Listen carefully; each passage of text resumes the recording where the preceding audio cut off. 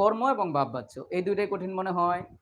দেখুন এটা পানির মতো সহজ, মাত্র 3 মিনিট সময় নেব, এতে শেষ হয়ে যাবে।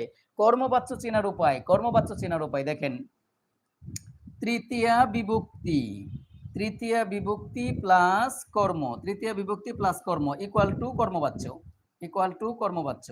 কর্মবাচ্য শেষ। তাহলে কর্মবাচ্য হওয়ার জন্য কন্ডিশনটা কি বলেন ভাই? তৃতীয়া বিভক্তি থাকবে, তৃতীয়া বিভক্তি থাকবে প্লাস কর্ম থাকবে। এখন তৃতীয়া বিভক্তি কি? দ্বারা দিয়ে কর্তৃক। তৃতীয়া বিভক্তি কি? দ্বারা দিয়ে কর্তৃক। আর কর্ম কিভাবে বের করবেন? বাক্যে ক্রিয়াপদকে কি বা কাকে দ্বারা প্রশ্ন করলে উত্তরে কর্ম পাওয়া যাবে। বাক্যে ক্রিয়াপদকে কি বা কাকে দ্বারা প্রশ্ন করলে উত্তরে কর্ম পাওয়া যাবে।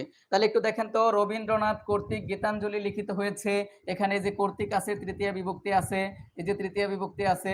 এবার কোশ্চেন করেন তো, রবীন্দ্রনাথ কর্তৃক কি লিখিত হয়েছে? কি লিখিত হয়েছে? গীতাঞ্জলি। তাহলে এই যে বাক্যের কর্ম আছে, তাহলে কর্ম এবং তৃতীয়া বিভক্তি একসাথে আছে, সুতরাং এটা কর্মবাচ্য।